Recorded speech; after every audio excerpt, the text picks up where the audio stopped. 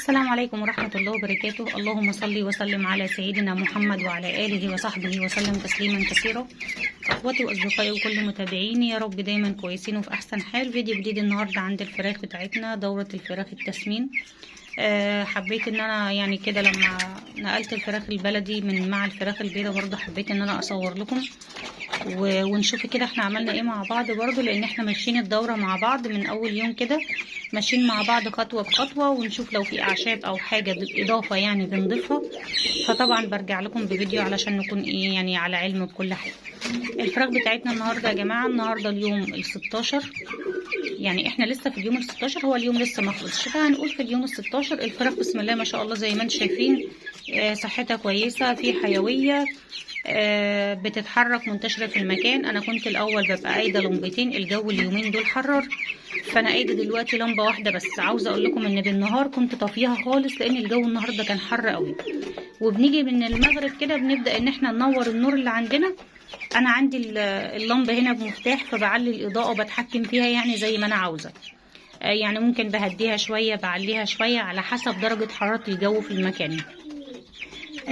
طبعا انا شلت خلاص العلافات اللي كانت موجودة هنا، العلافات الصغيرة اللي هي الألمونيا دي او الصاج يعني. شلتهم طبعا لان خلاص انا شلت الفراخ البلدي. انا كنت حطاهم علشانهم، ليه؟ لان الفراخ البلدي ما تعرفش تاكل من العلافة الخشب دي.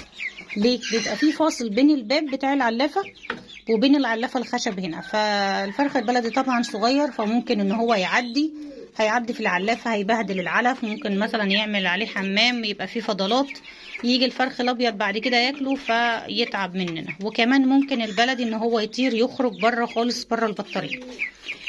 فخلاص انا شلت العلافات التانية، وبدأت بقى ان انا هتعامل كده مع الابيض بقى المعاملة الطبيعية بتاعته بالعلافة بتاعته الخشب دي. طبعا هي بيبقى مثلا مستويات، برفع الباب او بنزل الباب على حسب عمر الفرخ اللي معايا. انا نقلت الفراخ البلدي برضو في مكان تاني هنا في نفس الأوضة، بس في مكان تاني يعني في بطارية تانية. تمام.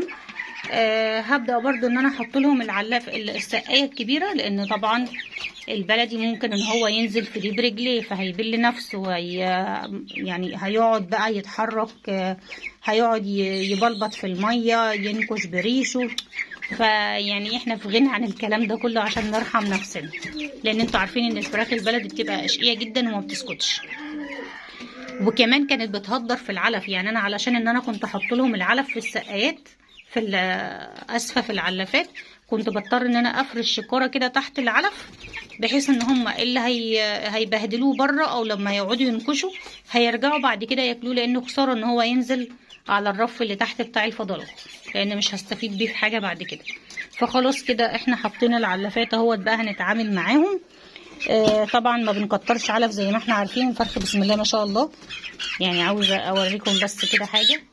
شايفين الفرخ بسم الله ما شاء الله صدره عامل ازاي؟ النهارده اليوم ال16، فما شاء الله يعني اخر مره انا وزنت معاكم كان معدي 600 جرام، كان في 600 وكان في 500 وشويه. فما شاء الله الفراخ ما شاء الله حجمها حلو قوي، يا دوب عمره اسبوعين. طبعا بنحط زي ما قلت لكم العلف بمقدار، ما نهدرش في العلف، حرام، علشان برضو التراب، علشان الحشرات، علشان الفرخ ممكن هو مثلا يكون راح شرب ويراجع تاني للاكل، ممكن ينزل من بقه، بيقع من بقه ميه.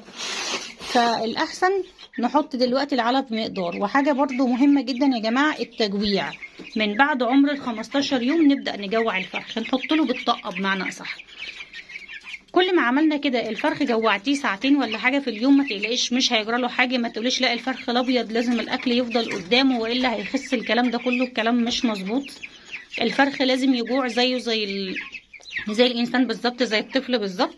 كل ما جاع وهتيجي بعد كده تحطي له الاكل هيجري جري ملهوف على الاكل، هياكل وهيشبع، هيبدا بعد كده ان هو يهضم. وكمان لازم تدي المجال للفرخ ان هو يرتاح، يعني يهضم وينام شويه، يقعد شويه كده يرتاح مع نفسه، بحيث ان انت لما تيجي تحطي له اكل تاني بيكون اصلا هو هضم، معدته فاضيه ما فيهاش اكل، فبيروح برده جري ملهوف على الاكل. اما لما الاكل بيفضل قدامهم كده 24 ساعه، هو هياكل شويه هيروح شويه، فمش هياكل بالكميه المطلوبه. يعني هيتدلع بمعنى اصح في اكله، فمش هيزيد الزياده اللي انت ممكن تلاحظيها. فالاسلوب اللي انت لازم تتبعيه تجويع الفرخ مع الإظلام. يعني تيجي كل يوم كده مثلا بالليل تضلمي على الفرخ لمدة ساعة، الفرخ بينام وبيرتاح، بيبدأ جسمه يهدى، بيبدأ يهضم، وبعد كده ترجعي ان انت تحطي الاكل وتنوري النور عادي، مفيش اي حاجة. ما تخافيش من الإظلام دلوقتي، لان احنا في الصيف ما احناش في الشتاء علشان نخاف ان درجة الحرارة مثلا تتغير او ان الفرخ يبرد او يسقع. احنا دلوقتي في الصيف عادي، لو ضلمتيها ساعة 2 ما يجراش حاجة. كده كده اصلا احنا بنضطر ان احنا نطفي اللمبة الحمراء علشان خاطر الحرارة. يعني ممكن ان انت تستخدمي لمبة بيضة مفيش اي مشكلة، بس طبعا مش دلوقتي، لسه قدامك شهر مثلا، او في نص 6، في شهر 7 ده ما بتحطيش الحمرة دي اصلا غير 3-4 ايام في الاول. تمام كده. حاجة مهمة طبعا، طالما الفراخ البلدي كانت مع الابيض مش ما هماش متربيين مع بعض من اول يوم، جرعة مهمة لازم نستخدمها مع بعض، وهي جرعة الكوكسيديا يا جماعة. طبعا انا بدأت بيها من امبارح بالليل، لان لاحظت ان فرخ كده الحمام بتاعه لونه بني كده شوية، فقلت هنزل بجرعة الكوكسيديا للاتنين، للبلدي وللابيض. طب الجرعة دي نظامها ايه؟ بنحط غطا واحد من ده على السقاية اللي هي الصغيرة اللي انا كنت حطاها قدامهم قبل كده، اللي هي تقريبا بتبقى 1.5 لتر او لتر، فبنحط غطا من ده وغطا من ده على السقاية. تمام كده لحد ما الازازه دي بتخلص. يعني مثلا قعدت يومين، قعدت 3، المهم ان انت بتفضلي نازله بالجرعه دي لحد ما بتخلص. الاحسن ان احنا نعمل ايه بعد الجرعه دي ما بتخلص بحوالي اسبوع، بنرجع نكررها تاني علشان خاطر ما يقابلناش كوكسيديا عند الفراخ، عشان الفراخ ما ترجعش تخس ويعني تخس منك او تمنع اكل، او تلاقيها بتاكل ومش باين عليها. فان احنا لازم ان احنا نستخدم الجرعه دي طالما كان معاهم الابيض، لان زي ما قلت لكم الابيض شقي، ممكن مثلا يعمل حمام ويلف مثلا ان هو يلعب في الحمام بتاعه ده، فاحنا عايزين نتجنب اي مشكله ممكن تقابلنا ان شاء الله، عشان برضو مفيش حاجه بتتربى بالساهل، والاكل ما هوش رخيص، فاحنا هنخلي بالنا من النقط دي كلها. هحط لهم طبعا دلوقتي الميه والعلف زي ما اتفقنا. العلف ده انا ممكن اكمل بيه لحد ما يكملوا 20 يوم مثلا، وبعد كده هغير بقى للعلف الخشن، هياكلوه عادي مفيش اي مشكله. انا على فكره مش بحب ان انا اجيب العلف الوسط، لان بيبقى فيه نعمه كتير، وكل ما الفرخ بيكبر معاكي بتلاقيه بيغضب على النعمه دي. طب انا هرميها يعني خساره، فانا هبدا ان انا ان شاء الله كده 2-3 كده وابدا اجيب العلف اللي هو الخشن واحط لهم بقى الخشن، ونتوكل على الله. حتى بيصبر في معدتهم شويه علشان ما يهدرش معانا من النعمه اللي بتكون موجوده فيه. ده الفيديو بتاعنا حبايبي النهارده. يا ريت اللي اول مره يشوف القناه ما تنسوش تضغطوا لايك وتعملوا اشتراك، فعلوا الجرس عشان ان شاء الله يوصلكم اشعار بكل جديد. واستودعكم الله، السلام عليكم.